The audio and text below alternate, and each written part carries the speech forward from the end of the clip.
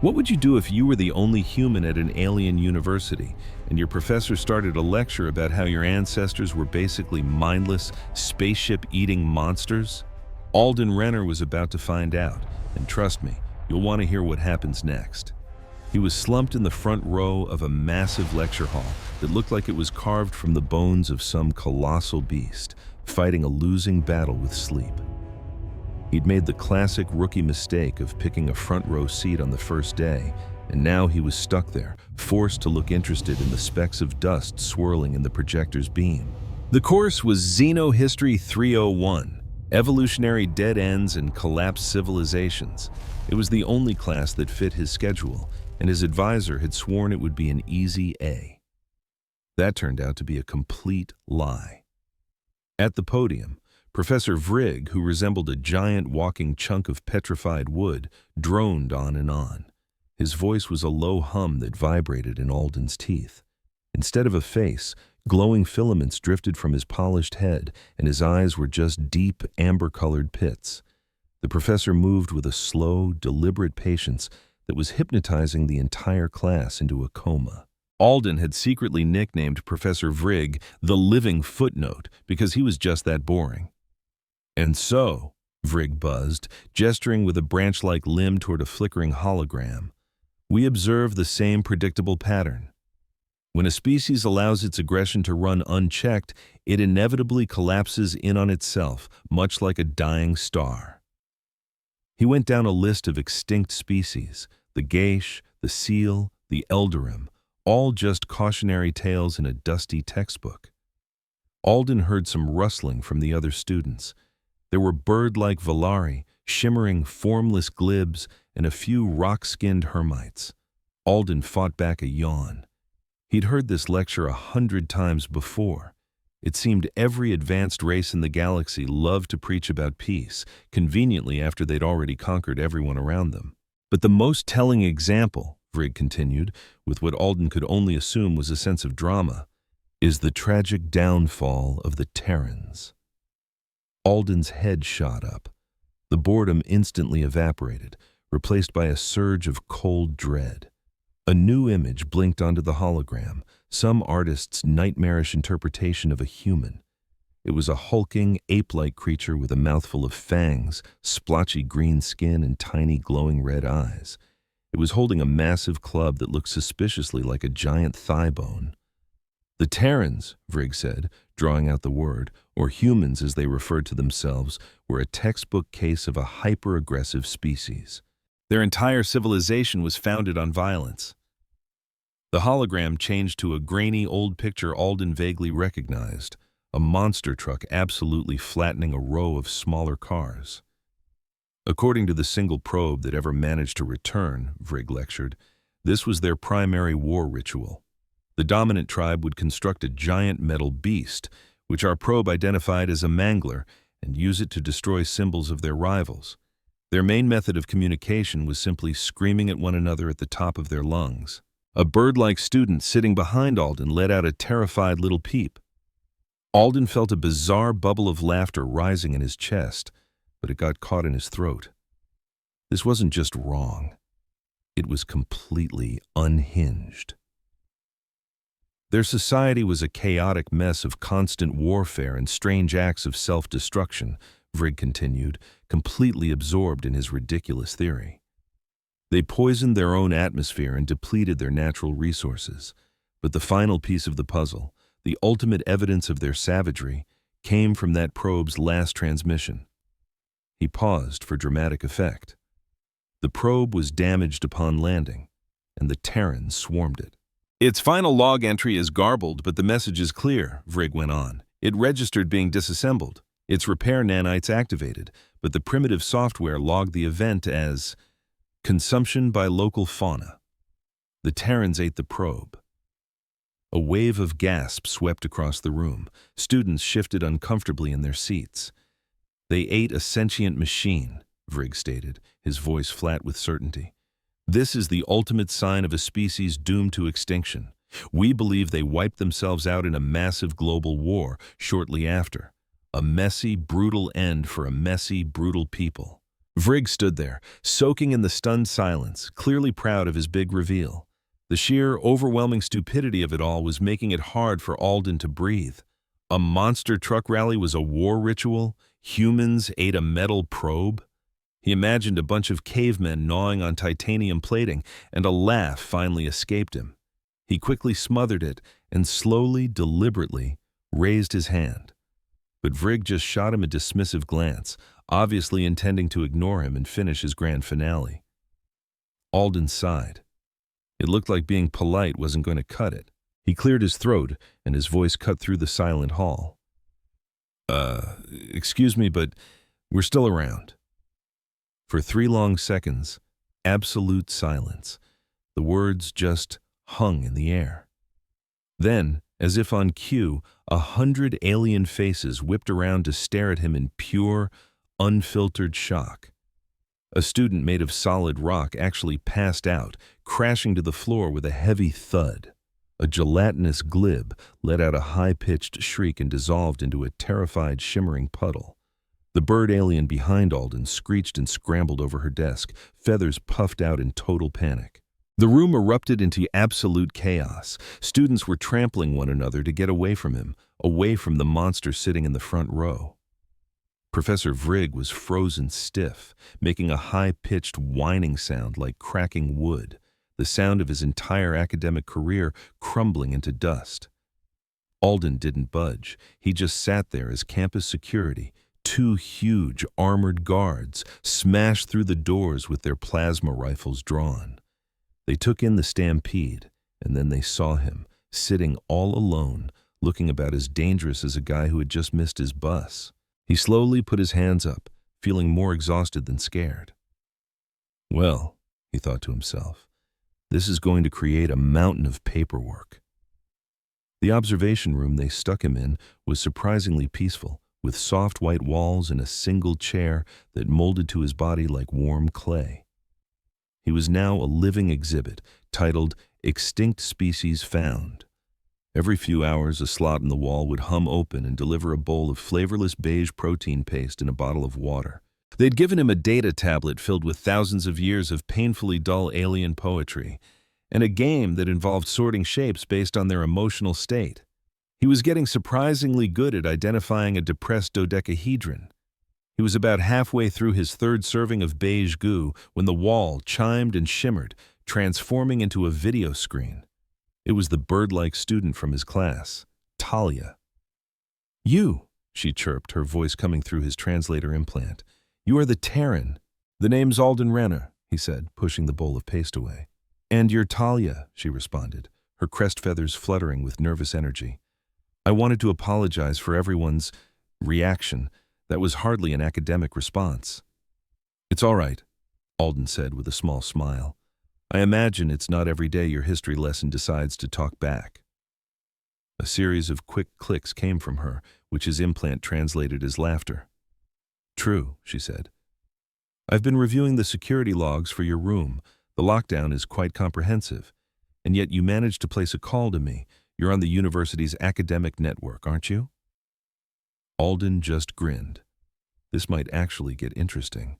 The university's computer system had an old backdoor designed for data sharing, a tiny flaw they never bothered to fix.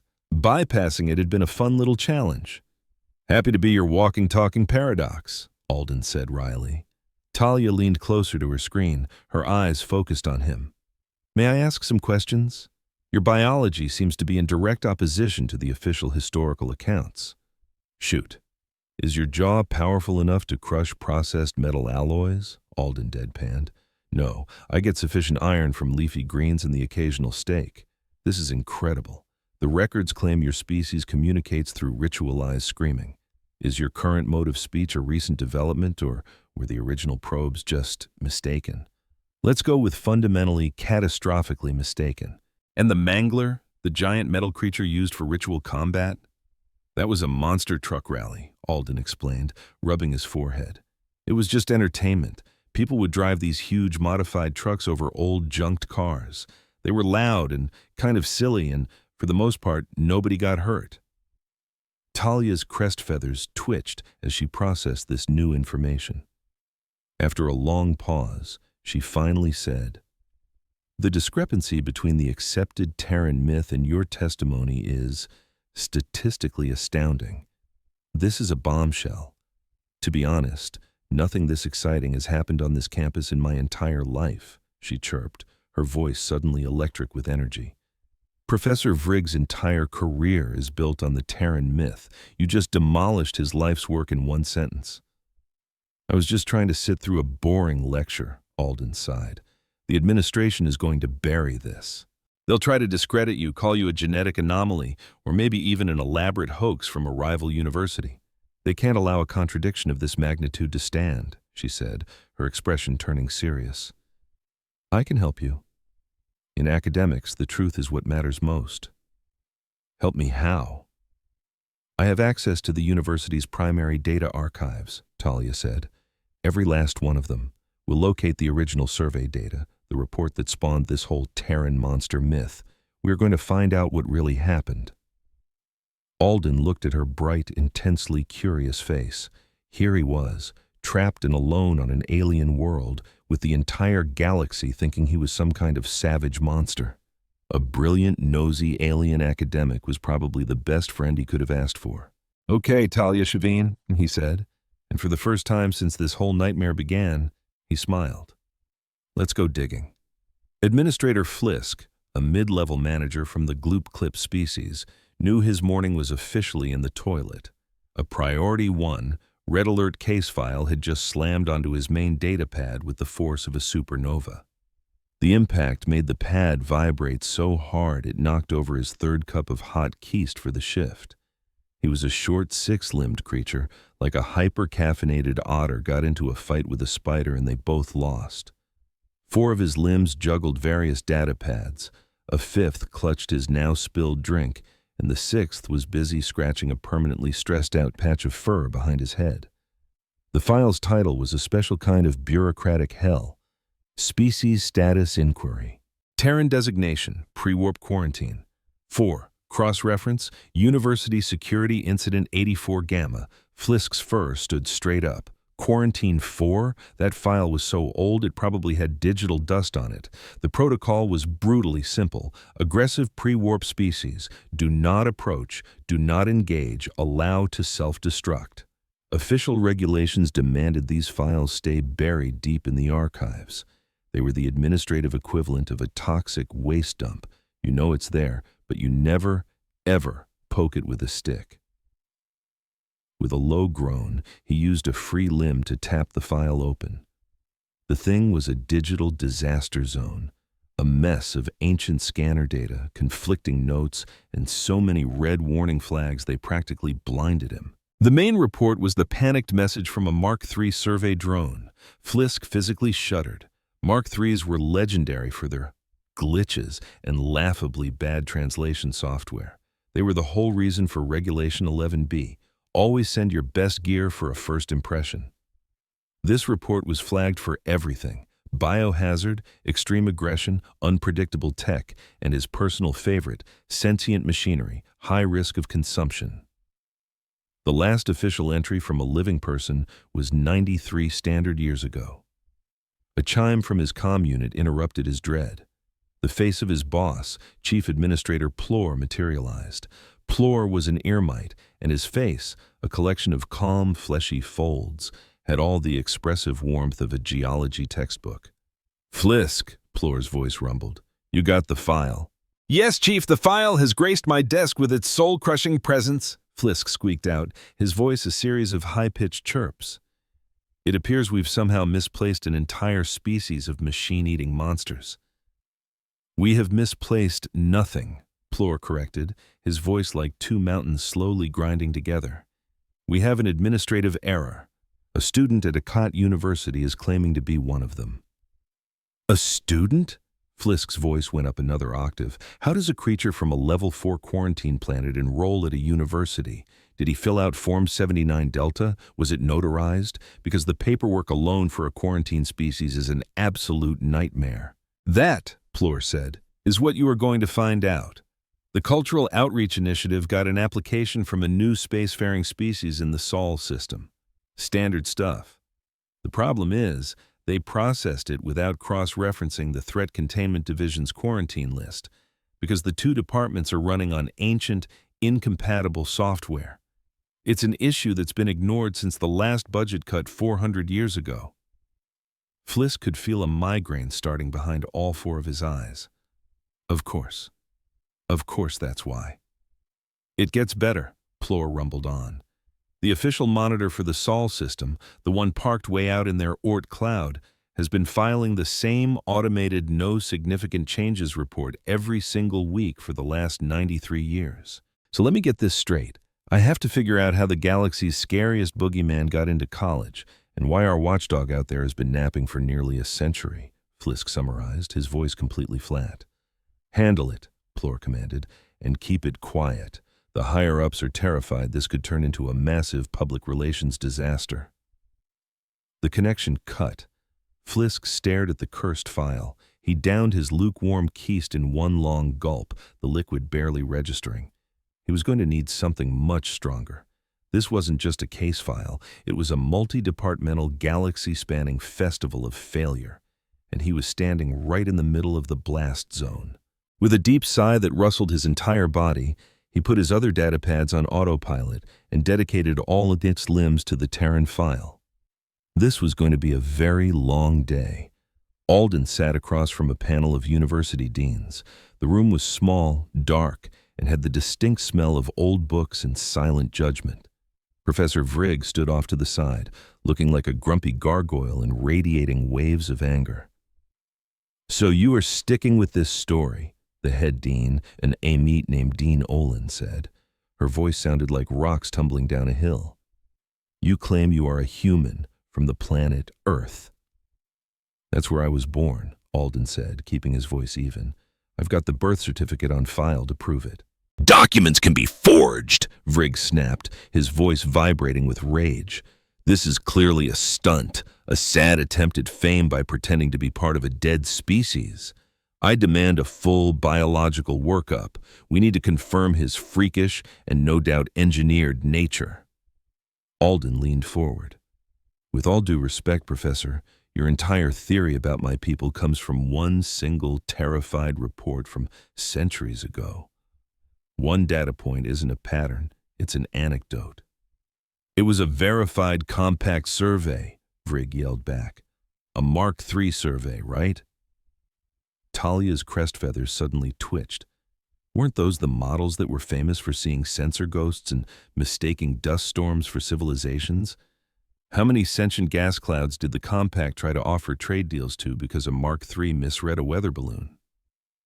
A couple of the deans shuffled awkwardly in their seats. The whole Mark III debacle was a famously embarrassing period in the compact's history. And this probe, Alden pushed on, it landed in what was basically a pre-industrial town. If you thought a planet was full of monsters, would you send your best diplomats? Or would you send a cheap, twitchy, half-broken drone?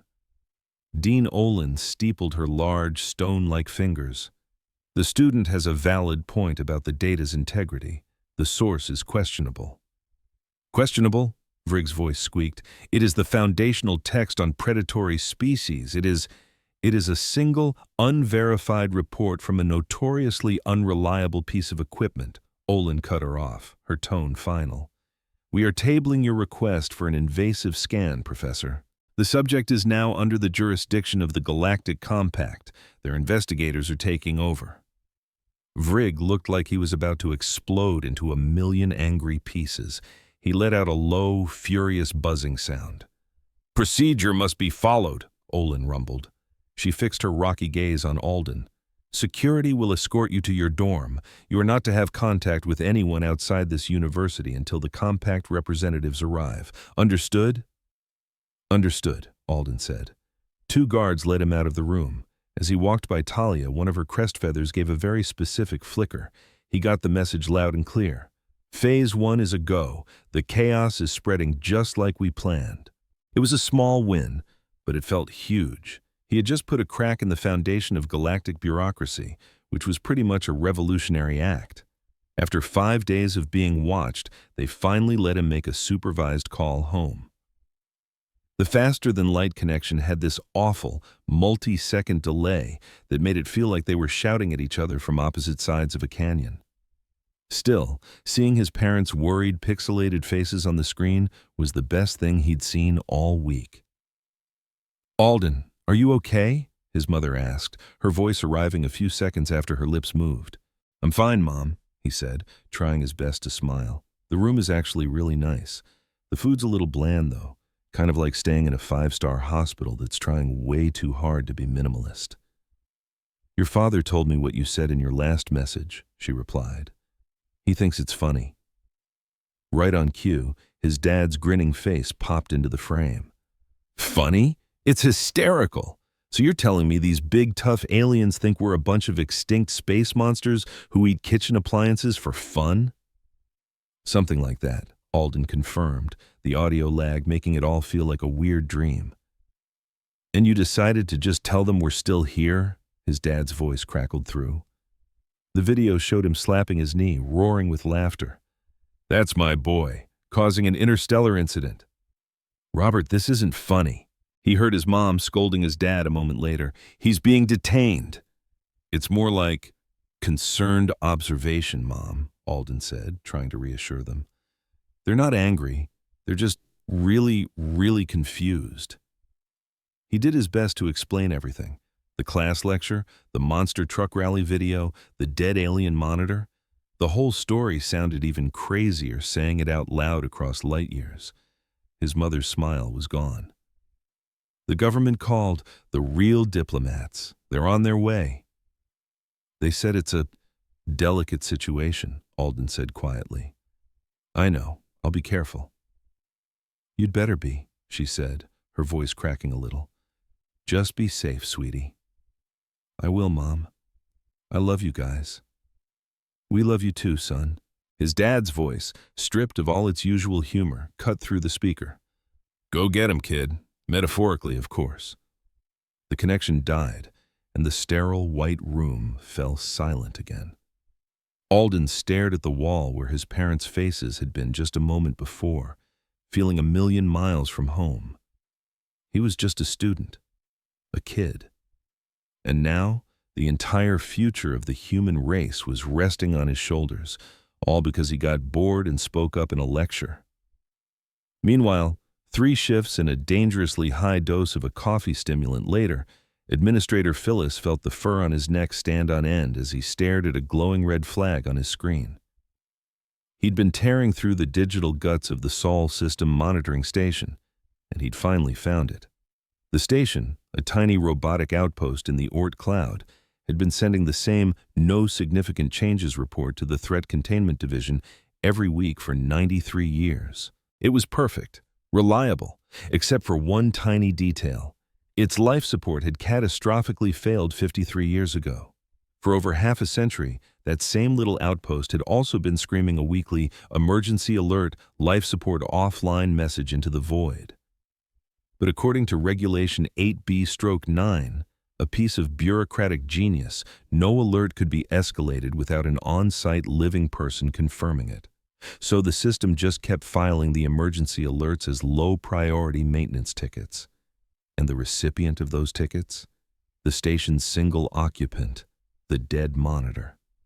"You cannot be serious," Phyllis whispered, his many eyes wide with disbelief.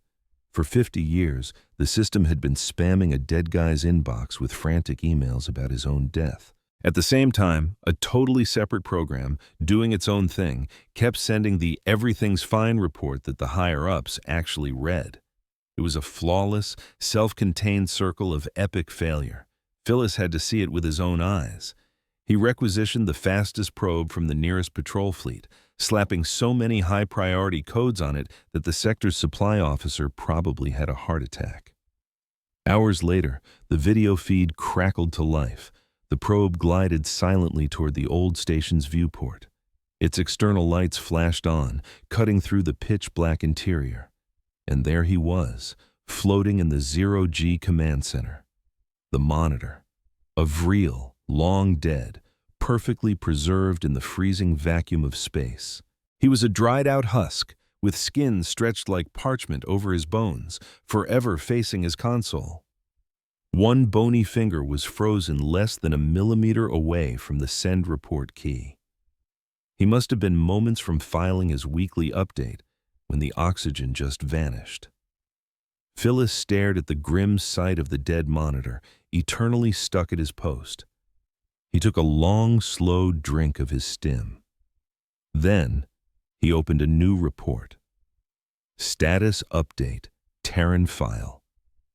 Inside, he typed a single sentence, visual confirmation of monitoring oversight is attached. He dragged the probe's image into the file, addressed it directly to Chief Administrator Vorn and every single department head involved, and hit send.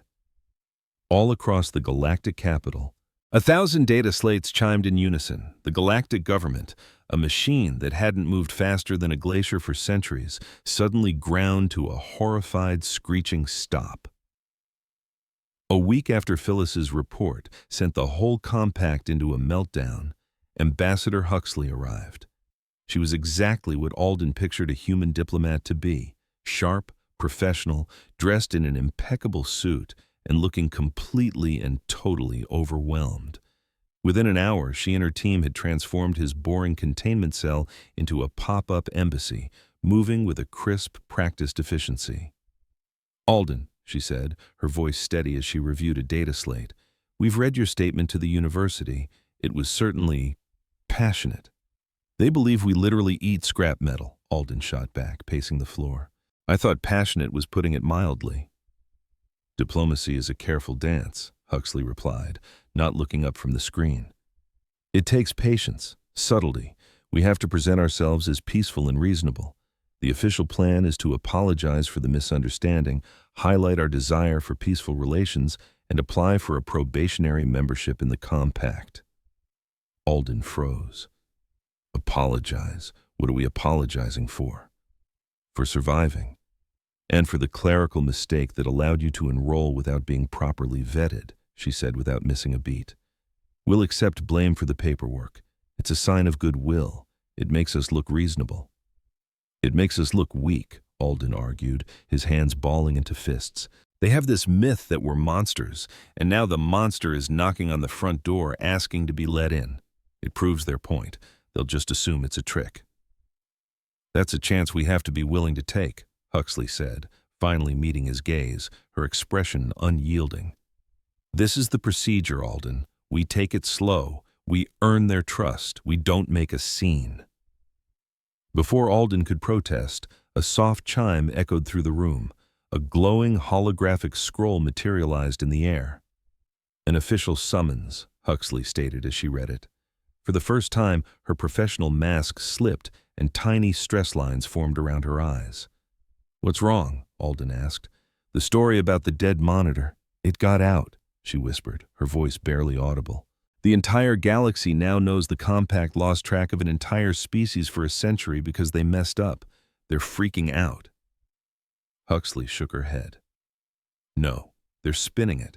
To save face, they're calling a special tribunal in the Grand Chamber. They're changing the narrative from their colossal screw-up to an evaluation of the emerging Terran threat." She looked at Alden, her eyes wide with disbelief. "They're putting all of humanity on trial, and they want you to be the star witness." "This is actually fantastic for us," Talia chirped, her feathered crest twitching with excitement. They were hidden away in a secure study room at the university library, surrounded by shimmering walls of ancient data. The news of the trial had thrown the campus into chaos, but for Talia, it was the ultimate research project. "How is any part of this good?" Alden groaned, raking a hand through his hair. "I'm about to be interrogated by a council of aliens who think I'm basically a wild animal." "Because you've flipped the board," she explained, her sharp talons flying across a data sleeve. "This isn't an academic discussion anymore. It's politics. If the compact is going to judge humanity based on our history, then we have every right to hold them to the same standard." "You want to dig up some dirt on the council," Alden realized. "I want to uncover historical truth," Talia corrected him primly.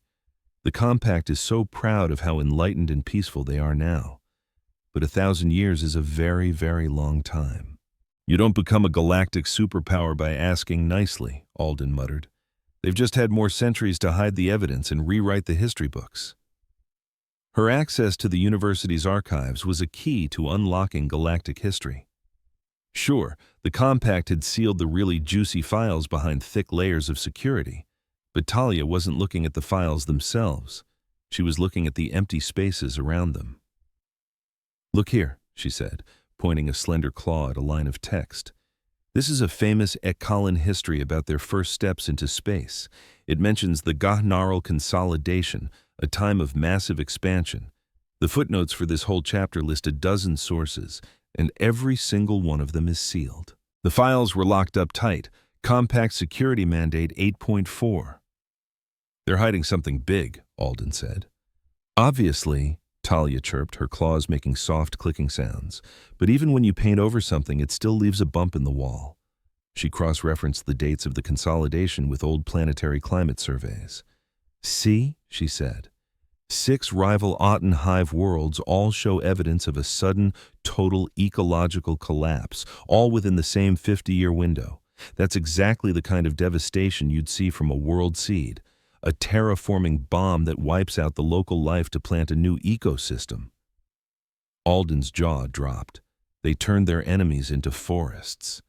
"It's a very solid hypothesis," Talia said, clicking her throat in satisfaction. They kept digging, moving on to the history of Talia's own people, the Valari, and a period known as the Sky Purge. The official records called it a heroic effort to stop a fast-spreading agricultural plague. But when they cross-referenced it with sealed medical archives, they found the plague was actually a specially designed metal salt. It was completely harmless to aliens, but for any species that lived on the planet's surface, it caused permanent sterility. A dark pattern began to emerge, convenient secrets, perfectly timed plagues, and rivals who just mysteriously disappeared. For every single species on that council, they found a skeleton in the closet, a version of history with holes big enough to fly a freighter through. Alden just kept taking notes, not even sure how he was going to use any of this. He gripped his stylus so hard his knuckles turned white, staring at the growing list of horrors they had erased from their past. Imagine being put on trial for the crimes of your entire species. That's the nightmare Alden Renner was living. He was supposed to be a student, a diplomat, a bridge between worlds. Instead, the galactic news networks had turned him into a sideshow freak, the living fossil from a barbaric planet. Day and night, camera drones buzzed outside his window, their lenses fixed on his every move. He'd unwillingly become the galaxy's #1 reality TV star. His analyst, Talia, showed him the feeds, and it was a complete circus. One channel had cheesy actors in terrible monster costumes, growling as they chewed on fake spaceship props. On another, conspiracy theorists were screaming that he was a genetically engineered super soldier, the first wave of a secret invasion from Earth. A stuffy academic named Professor Vrigg was making the rounds on all the scholarly channels, ranting about hoaxes and the end of academic truth. But a different kind of movement was starting to bubble up from the noise. It was small, mostly made up of college kids, rebels, and other species who were already fed up with the council's old-fashioned ways.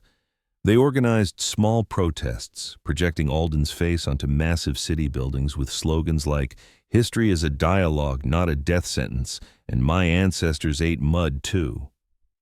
Public opinion is split right down the middle, Talia pointed out, tilting her head. You're either the monster of the week or the victim of the century. There's really no in-between. Ambassador Huxley just told him to ignore it all. "It's all just background noise," she insisted, though her voice was tight with stress. "The only opinions that matter are the ones inside the grand chamber." But it was his face on every screen. And it wasn't just Alden Renner, the kid from Earth, anymore. It was the face of humanity. Every word he would say, every tiny gesture he would make, would be taken as the official statement for his entire race. The weight of 8 billion lives, past, present, and future, was settling on his shoulders, and he felt like he was about to collapse. Meanwhile, in a quiet office worlds away, Administrator Filk typed the final sentence of his report. For the first time in weeks, there was silence. The report was a masterwork of dreamy, factual, and utterly damning evidence. It detailed, in excruciating detail, decades of epic failures, a monitoring station's broken systems, automated error reports that had been sent to a dead man's inbox for years, and a complete breakdown of communication between the departments of cultural outreach and threat containment. The report listed the budget cuts that allowed critical databases to decay and the domino effect of tiny mistakes that had avalanched into one colossal screw-up. He wrote it all in perfectly neutral language, letting the facts themselves scream the accusations off the page.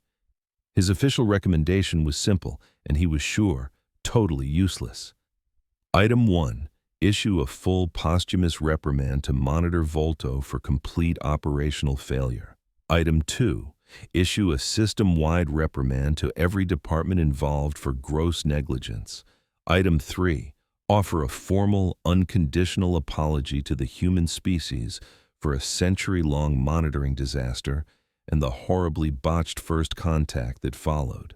He was pretty sure the council would just shred it. The trial was already set. They had their scapegoat. A big public spectacle was always more appealing than quiet, boring reform, and admitting you were wrong was basically against the law in the Galactic Compact. He double-checked the recipients, attached his digital signature, and hit send. On his screen, the little red icon for the Terran file, the one that had given him nightmares for weeks, flashed a peaceful green and then vanished into the archives. For the first time in what felt like an eternity, his desk was clear. Administrator Filk leaned back, feeling the tension drain from every muscle as a wave of pure exhaustion washed over him. He closed his eyes for just a moment and was instantly asleep, dreaming of clean inboxes and perfectly organized files. A week later, it was Judgment Day. The Grand Chamber of the Galactic Compact wasn't designed to inspire you. It was designed to break you. It was a massive, hollowed-out bowl made of non-reflective black stone, so vast that you couldn't even see the far side through the gloom. Hundreds of pods, one for each member species, floated in silent, tiered rings. It felt more like being inside a giant tomb than a courtroom. As Alden walked beside Ambassador Huxley, his footsteps echoed into the crushing silence. He could feel the pressure of thousands of eyes on him. It was a collective gaze of curiosity, fear, and utter disgust. He was a bug in a jar. High above, on a single platform in the very center of the chamber, sat the tribunal. It was led by the Catherian Concordant speaker, Asildra. She wasn't really a single being, but more like a walking, talking coral reef, a shifting pillar of what looked like fossilized bone.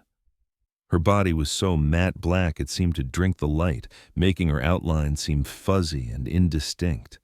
When she moved, it was with the slow, grinding deliberation of a continent shifting, an ancient power stirring. Speaker Asildra raised a gavel of polished black stone and brought it down.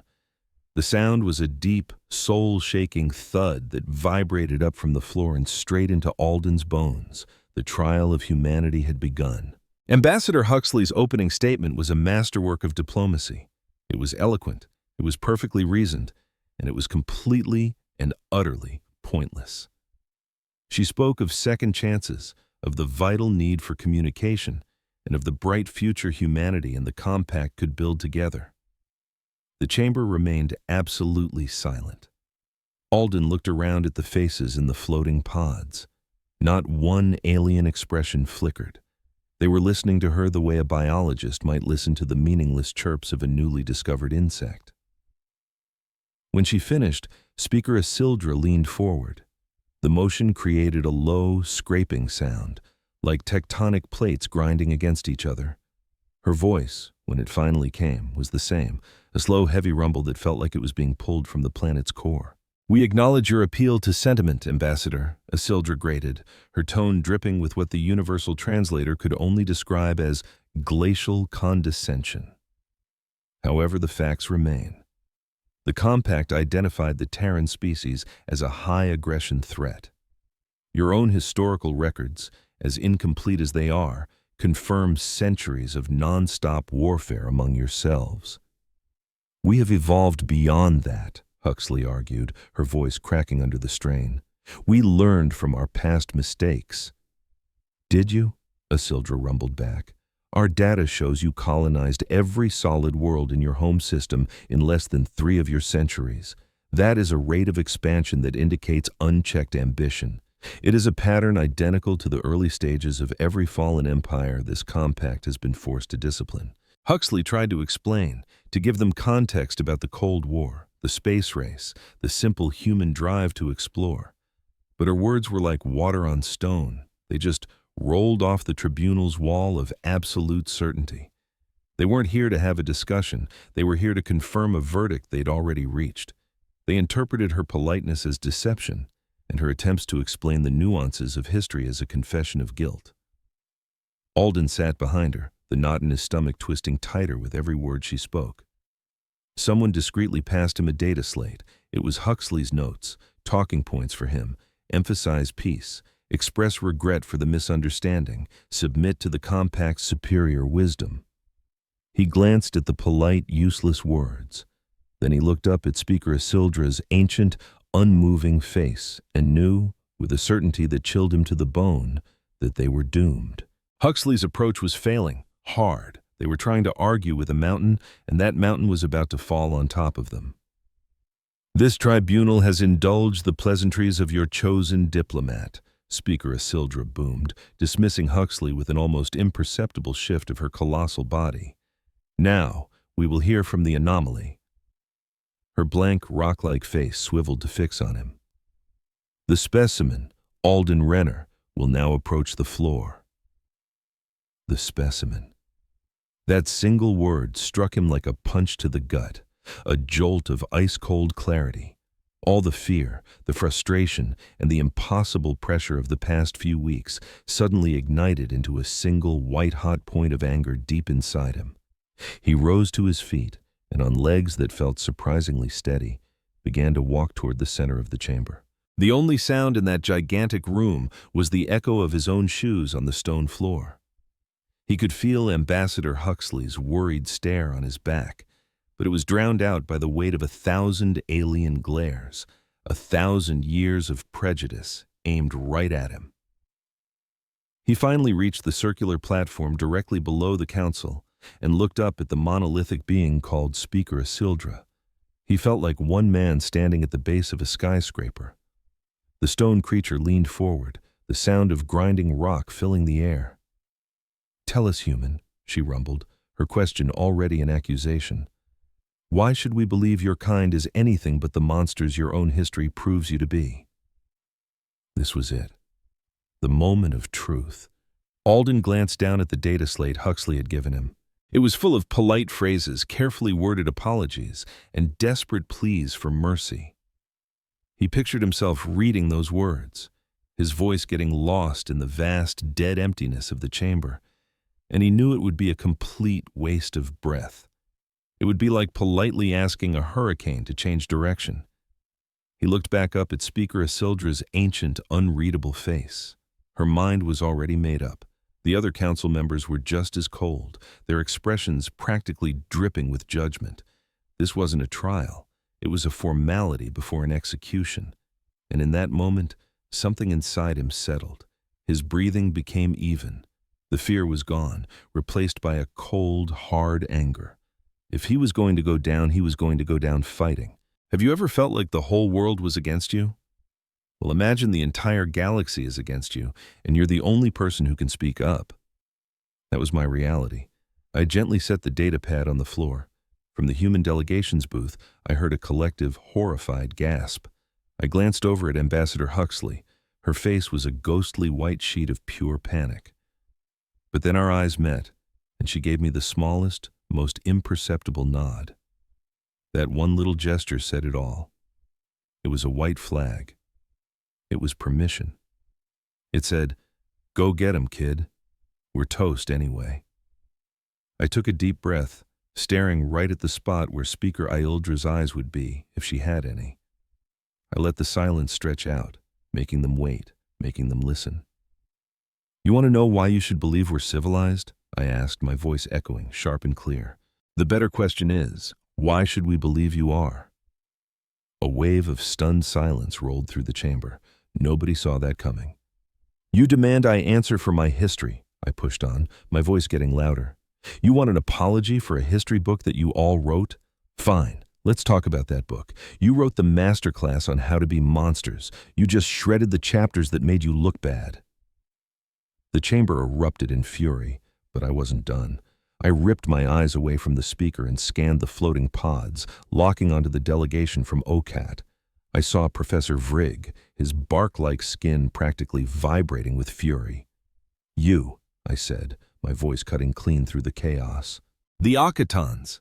You give us lectures about our violent expansion. Your official records call it the Garo Consolidation, this so-called golden age when you peacefully brought your corner of the galaxy together. But here's a funny thing. Somebody has put a lock on every single original document from that era. Why would you do that? I pressed, not giving them a moment to think. What about the old planetary surveys Talia and I found? The ones you missed?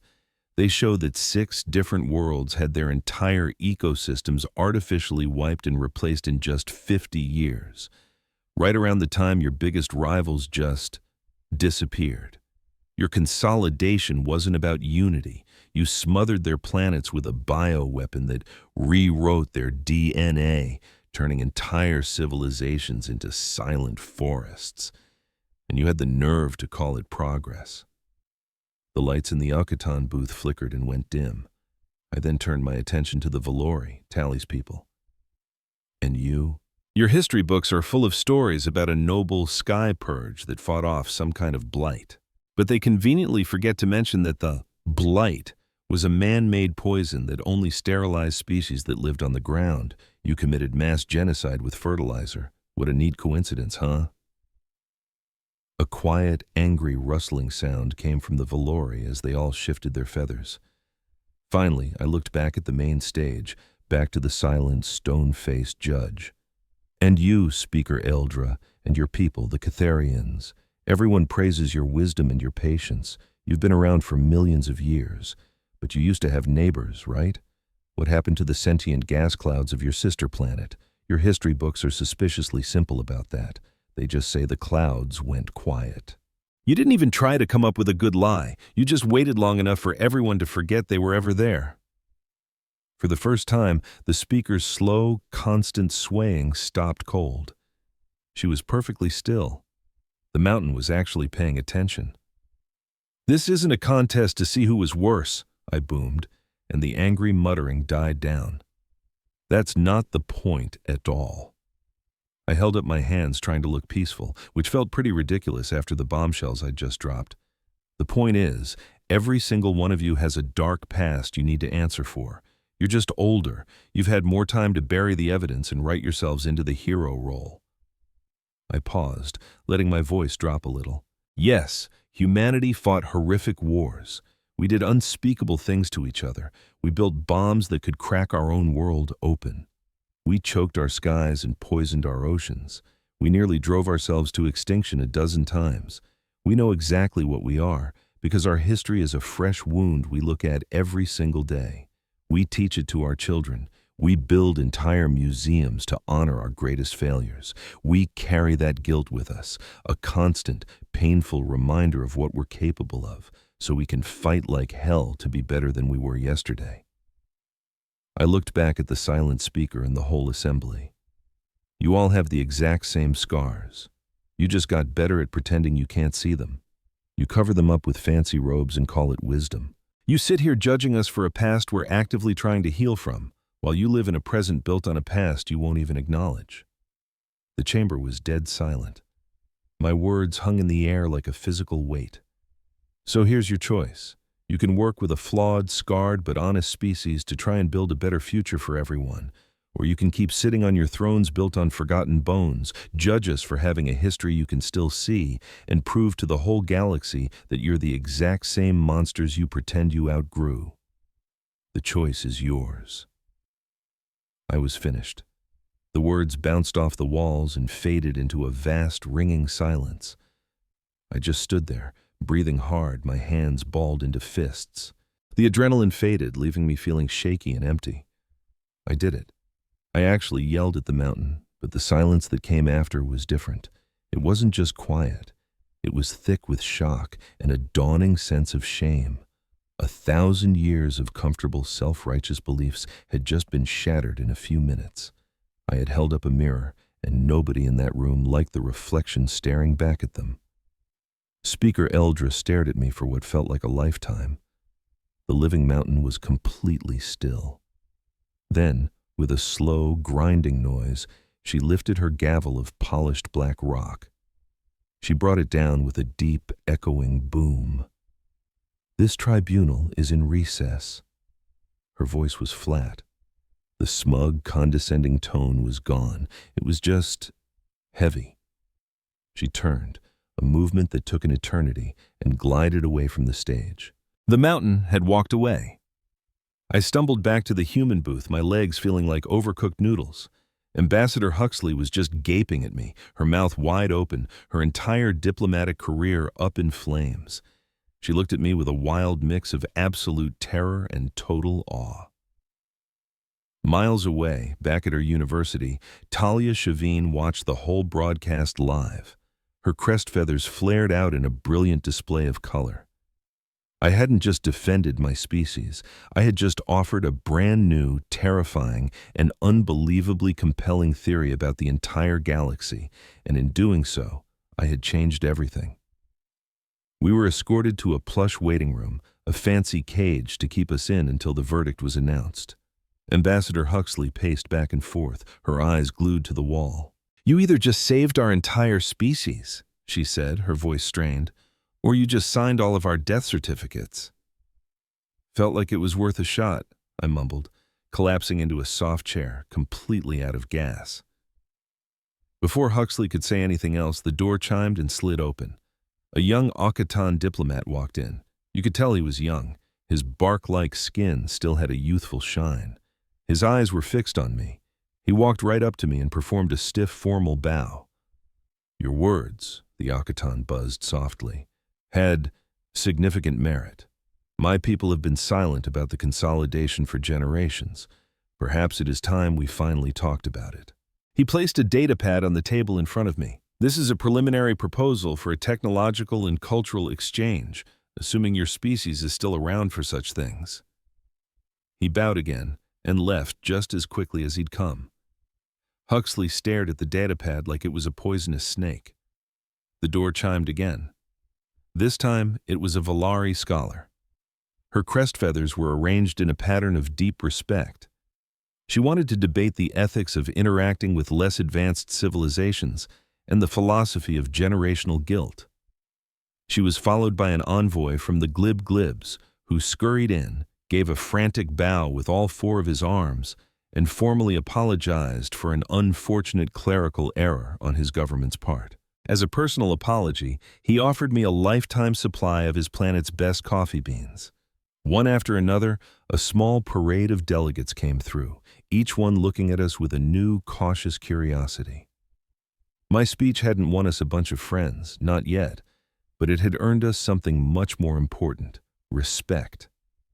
I had forced them to see humanity not as some monster to be feared, but as a mirror to be looked into.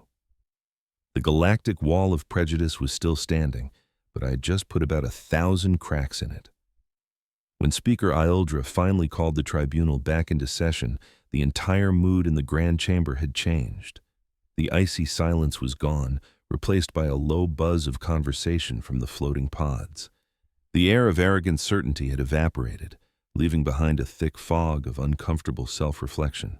Imagine facing a trial for the crime of being human.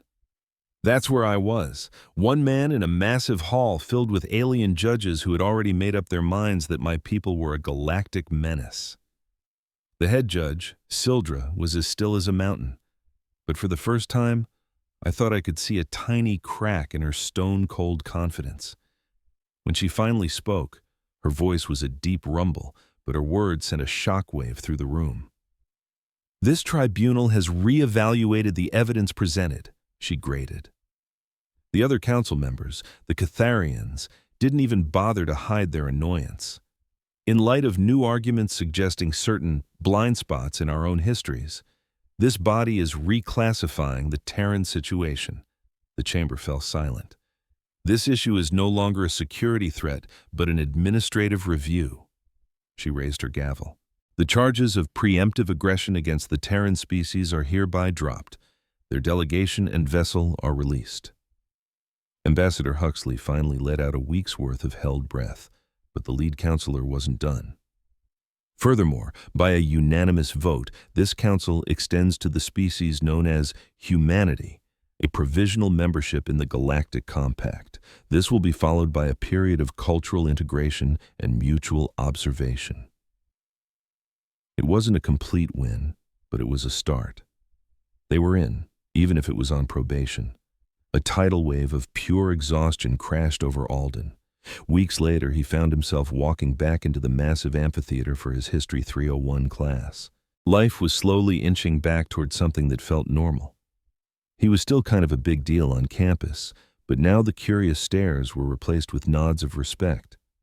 He'd even heard that his old professor, the one who insisted humans were nothing but barbarians, had suddenly taken a long-term sabbatical to, and I quote, reevaluate his core thesis. A new professor stood at the podium now, a young and vibrant Valari with eyes sparkling with curiosity. On the giant screen behind her, the day's lesson glowed. Humanity, a case study in reevaluating history and the perils of a single narrative. Alden couldn't stop a small smile from spreading across his face. From the second row, Talia waved, holding a seat for him. He slipped in beside her just as the lecture began. "Think they'll get the story right this time?" she whispered, her bright crest feathers ruffling with amusement. "Who knows?" Alden whispered back, letting himself sink comfortably into his chair. "But at least it's a start." He glanced around the room, taking in all the different species from every corner of the galaxy, all gathered to learn the truth. He wasn't some strange creature in a zoo anymore, a living exhibit to be analyzed and judged. He was just a student among his peers, part of a story that was still unfolding. The future was guaranteed to be messy and probably involve a mountain of paperwork, but for the first time since he'd left Earth, it felt like it was his, like it belonged to all of humanity. And whatever was coming, he was ready for it.